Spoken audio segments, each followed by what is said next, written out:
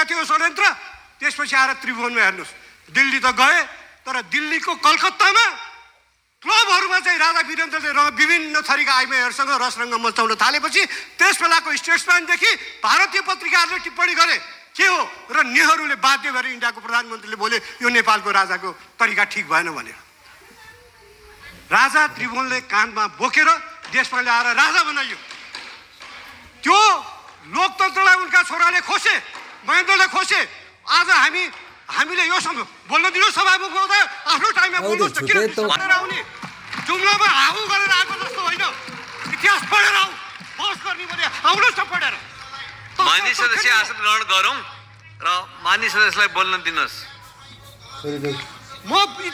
मैले बोलेको इतिहास गलत हो भने इतिहासका पुस्तक पढाएर। मान्य सदस्य समय लिएर बोल्नुपर्छ, त्यसले गर्दाखेरि मान्य सदस्यलाई मैले समय दिएको छैन, त्यसले आसन ग्रहण गरौँ र मान्य सदस्य बोल्नुहोस्।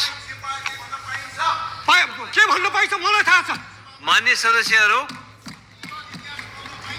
यहाँ मैले बोल्न पाऊँ सभामुख महोदय, मेरो गएको समयको हिसाब होस्, यो डिस्टर्ब भएको समयको, यो मेरो समयको डिस्टर्ब। मान्य सदस्य आसन ग्रहण गरेर बसौँ।